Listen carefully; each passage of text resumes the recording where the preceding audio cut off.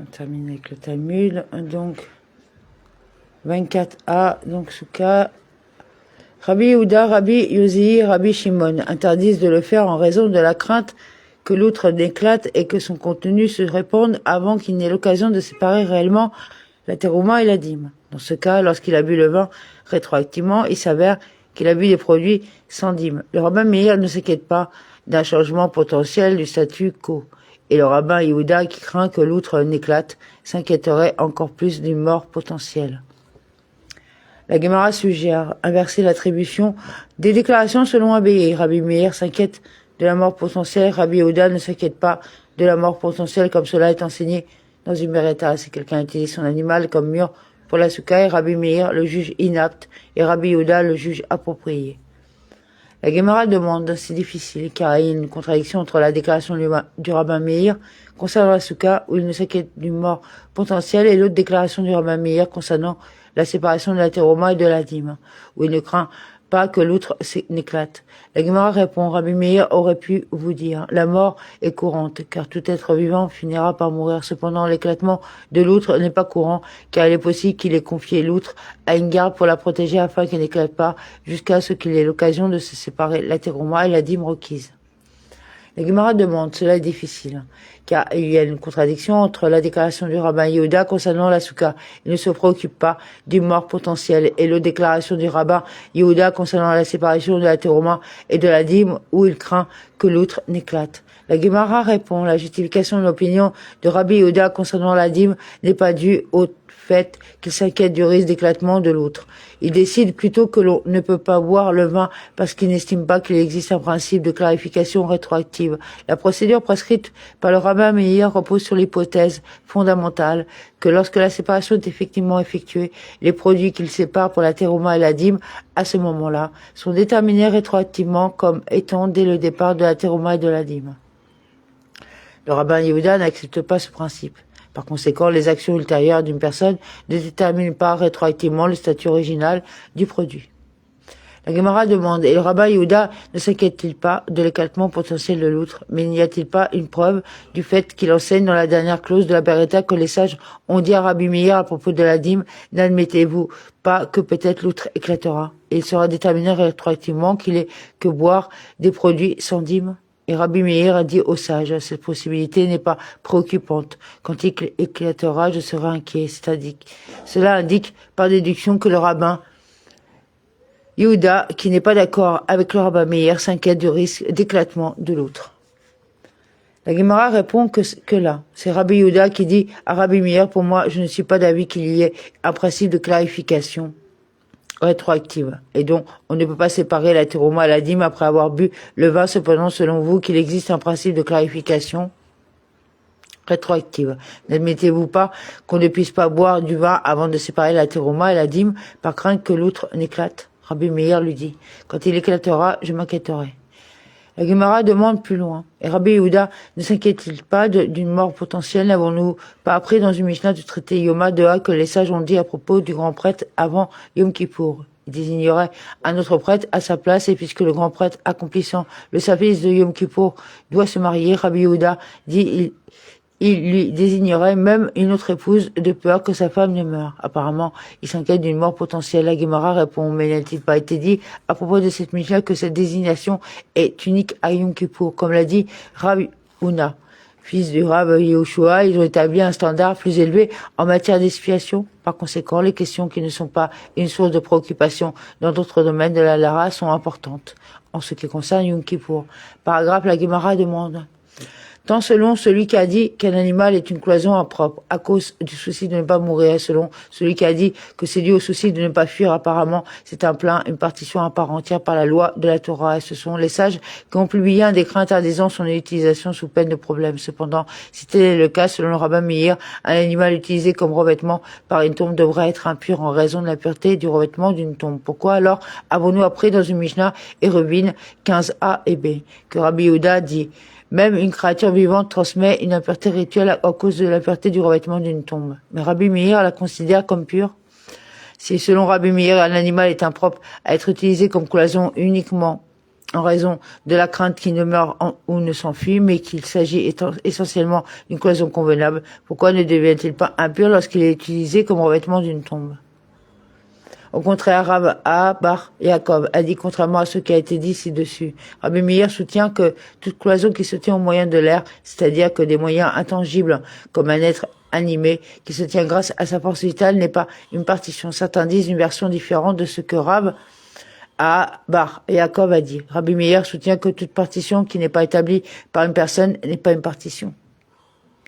La Gemara demande: quelle est la différence pratique entre les deux versions de la déclaration du Rav A. Bar Yaakov? La Gemara répond: il y a une différence pratique entre eux, dans le cas où l'on établit une cloison avec une autre gonflée, selon celui qui disait qu'une cloison qui tient par l'air n'est pas une cloison. Cette cloison tient aussi par l'air et est donc inutilisable. Selon celui qui disait que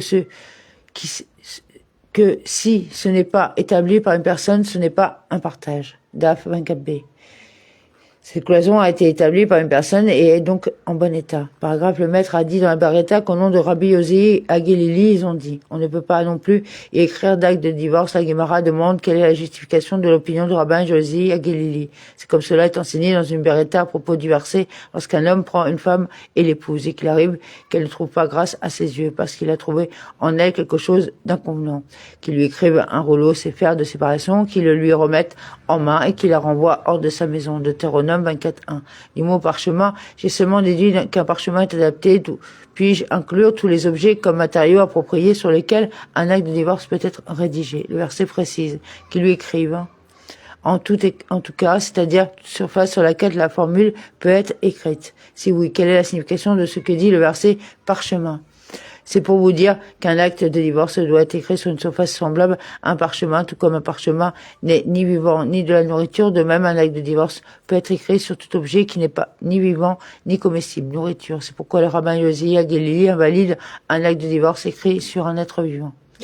La Gemara demande: et comment les rabbins qui ne sont pas d'accord et disent qu'un acte de divorce peut être écrit même sur un être vivant ou sur la nourriture interprètent-ils ce verset? Ils soutiennent, si le verset avait écrit qu'il écrit pour elle dans le rouleau Basséfer, ce serait, comme vous l'avez dit, ce l'acte de divorce ne puisse être écrit que sur un rouleau. Maintenant, il est écrit simplement. Qu'il lui écrive Basséfer, cela on vient enseigner qu'un simple récit de choses Séphira Devarim est requis. Il n'y a aucune restriction quant à la surface sur laquelle ce récit peut être écrit. La Gemara continue: que déduire les rabbins de la phrase qu'ils lui écrivent? La Gemara répond: cette phrase est nécessaire pour enseigner le principe selon lequel une femme ne peut divorcer que par écrit, c'est-à-dire un acte de divorce, et elle peut pas divorcer au moyen de l'argent. Et vous, c'est peut-être venu à l'esprit de dire, puisque dans le verset quitter le mariage, c'est-à-dire le divorce, est juste apposé au fait de se marier, c'est-à-dire les fiançailles, alors que tout comme le fait de se marier s'effectue avec de l'argent, de même quitter le mariage peut s'effectuer avec de l'argent. C'est pourquoi la Torah nous enseigne qu'il lui écrive, indiquant que le divorce ne peut être prononcé qu'avec un acte de divorce écrit. La Gemara demande: Rabbi Yossi à Galilee, d'où tire-t-il ce raisonnement selon lequel une femme ne peut pas divorcer avec de l'argent? La Gemara répond: il le dérive de la phrase un rouleau de séparation qui enseigne qu'un rouleau, c'est-à-dire un document écrit, le sépare de son mari et que rien d'autre ne le sépare de lui.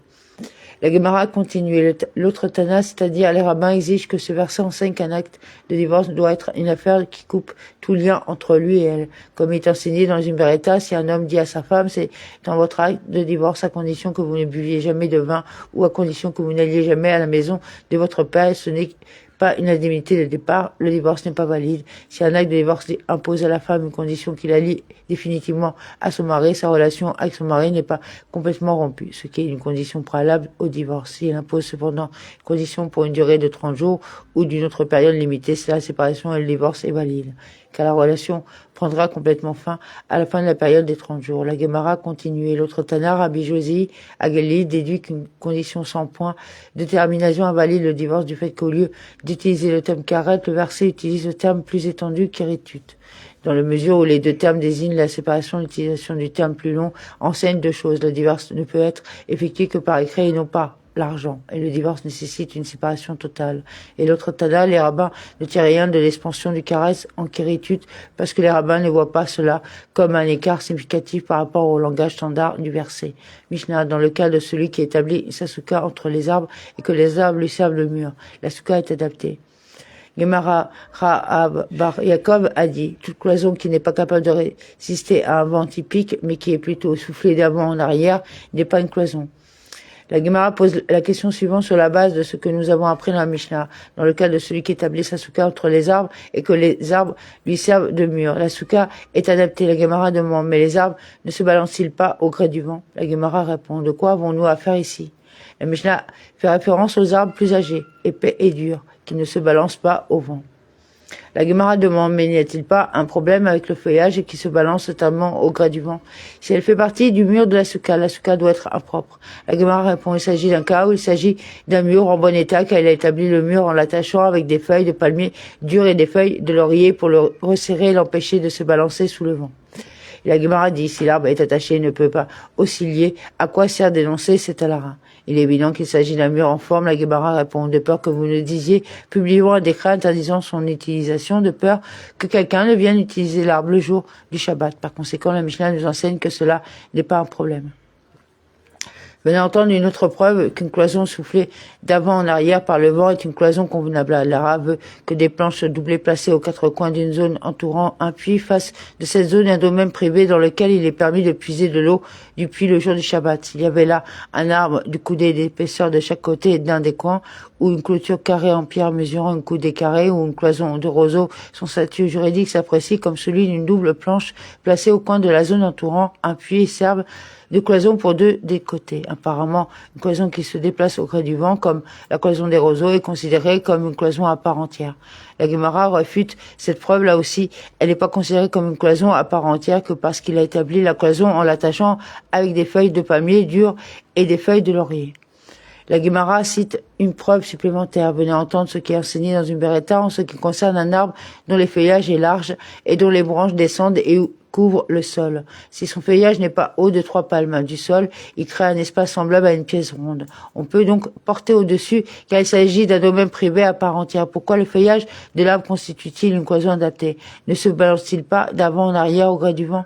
La Gemara répond là aussi, cela est dû au fait qu'il a établi la cloison en l'attachant avec des feuilles de palmier dur et des feuilles de laurier. La Gemara demande s'il s'agit d'un cas où l'on établit le feuillage comme une cloison complète, qu'il déplace les objets dans toutes les zones situées sous l'arbre, car il s'agit d'un domaine privé. Pourquoi alors Rav Huna, fils de Rav Yoshua, a-t-il dit, on peut transporter sous cet arbre? Et on continuera demain. Merci.